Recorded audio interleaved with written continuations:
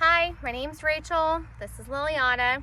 And for this project, we're going to be using the sample from our pond. We actually have a pond in our front yard. We live on land. So we have collected mud from inside the pond. We'll be adding water, and we'll be using a measuring tape to do about 8 centimeters of dirt. So go ahead, Iha.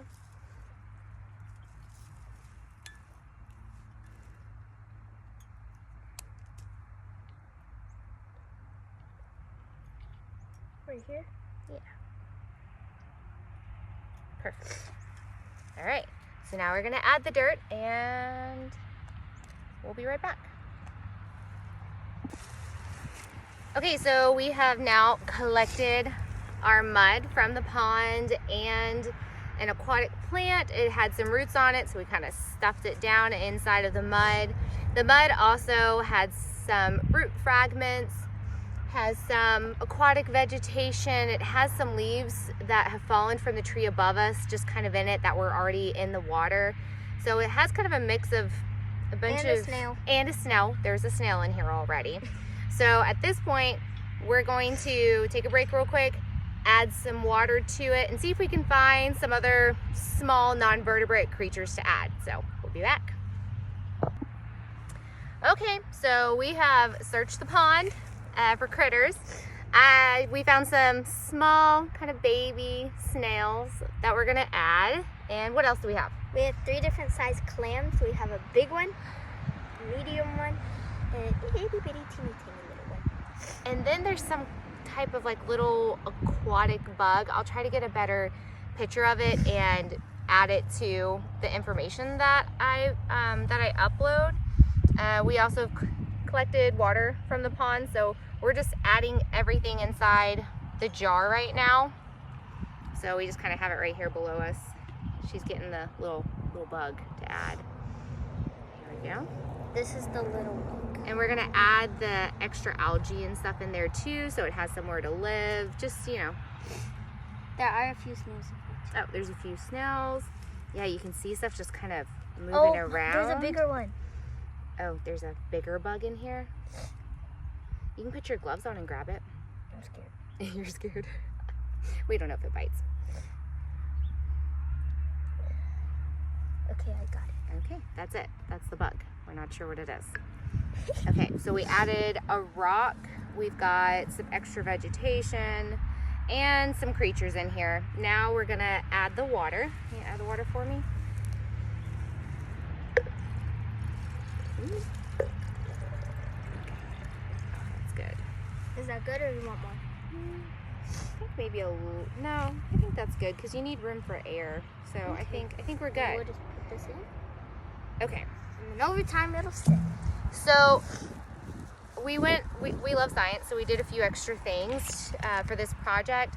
I bought this water test kit. I don't know if you can see it, but it tests different minerals and pH level and that kind of thing in the water. So I thought it'd be cool to go ahead and test it now. And then once the 8-week project is over and I open this back up, to test it again. But since the water that we just poured in here is a little messy or a little hazy from the sediment being stirred around, we're gonna do 2 tests today. We're gonna do 1 test with the water in the jar, 1 test with water in the pond, just to kind of see the difference. I'll take a picture of both of them and label them. And then the other thing we did is we bought Petri dishes, because again, we love science, and we wanted to see what kind of bacteria is also growing in the pond water. So we're gonna set that up and do that right now.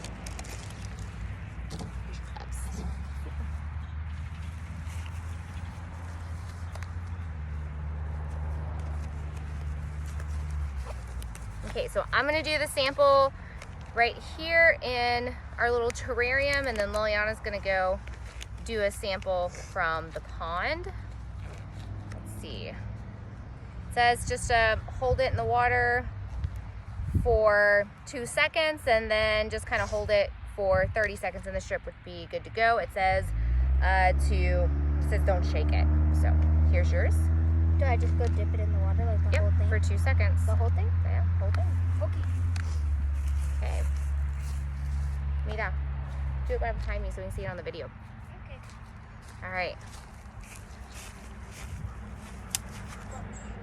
All right, here we go. I have to kind of bend mine a little, so because of the dirt. All right, that's good. 2 seconds. Did mine 2 seconds. It says wait like 30 seconds, and then we'll see. Maybe we can show everybody the difference between the pond and then what's inside our little terrarium container. So what will happen? They show different colors. So what happens is, look, you line it up here, and whatever color it turns tells you what levels of like pH that it has. Oh, look, you can see this one changing. Yeah. So look, what we'll do, let me have it set it right there on that side, and we'll line them up, and then I'll just show the camera on there, like there. Okay, so it's been about 30 seconds. I guess. All right, so if you look right here, I don't know if you can see the differences between the two. So the one on the screen, I guess on the left hand side, is from the pond, and the one on the right hand side is from inside our new little enclosure that we're working on. So pretty cool. I'll get a picture of it here in just a minute. Okay, last thing we're going to do is we are going to take a petri dish, and we're going to get some water and swab it. Again, we're going to do the same thing. We're going to swab it with water from our new terrarium enclosure, and then also water from the pond. So we'll have 2 different petri dishes, and we'll check back in on those in a few days and see what type of bacteria that we're growing. So, all right, thank you.